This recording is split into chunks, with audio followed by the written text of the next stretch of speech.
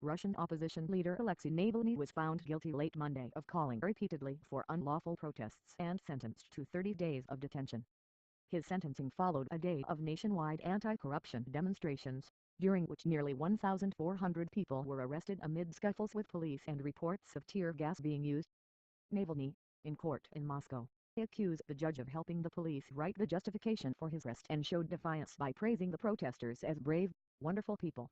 I am very pleased that people came out. I am proud that I am a part of this movement in which brave, wonderful people are not afraid to go out on the streets, even under the threat of some detentions and so on, he said.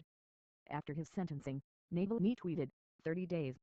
Not only they robbed the whole country, but I'll miss Depeche Mode concert in Moscow because of them.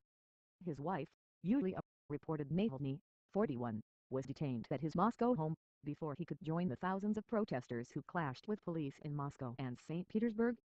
The opposition leader, who plans to run against Vladimir Putin in next year's presidential election, had mobilized support on social networks in the hope the rallies would rattle the Kremlin.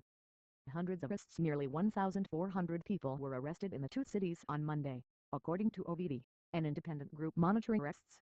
Of those, 825 people were detained during protests in the capital and 548 were arrested in St. Petersburg, the group said. Earlier in the day, the Russian Ministry of Internal Affairs posted different numbers for the two cities, 150 in Moscow and 500 in St. Petersburg. Russian authorities had declared the planned rally in the capital was illegal, and warned those intending to take part that there would be consequences.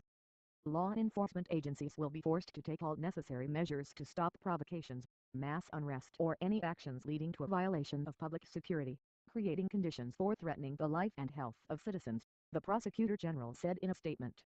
White House Press Secretary Sean Spicer condemned the arrests and called on Russia to release all peaceful protesters. The United States strongly condemns the detention of hundreds of peaceful protesters throughout Russia, Spicer said, calling it an affront to core democratic values. Clashes with police. Photographs and videos posted on Twitter showed large numbers of police at Tverskaya Street, the main thoroughfare near the Kremlin. The protesters shouted, "Putin is a thief, Putin out and Russia without thieves." Pictures on social media showed police putting gas masks on.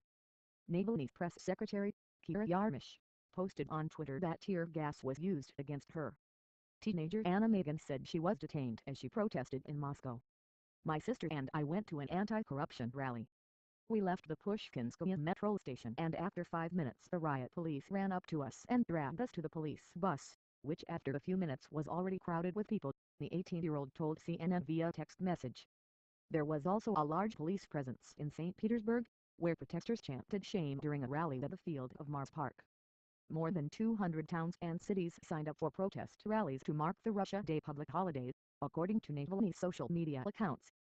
The opposition leader said earlier they would proceed regardless of whether the government allowed them. In March, thousands joined protests in almost 100 cities across Russia, angered by a report that Navalny published accusing Prime Minister Dmitry Medvedev of corruption. Medvedev has denied the claims. Navalny was arrested, along with hundreds of others, and jailed for 15 days after being convicted of disobeying a police officer. His election campaign comes despite him being convicted of embezzlement and given a suspended sentence in February. Russian laws prohibit convicted people from running for office. Navalny says the charges against him are politically motivated,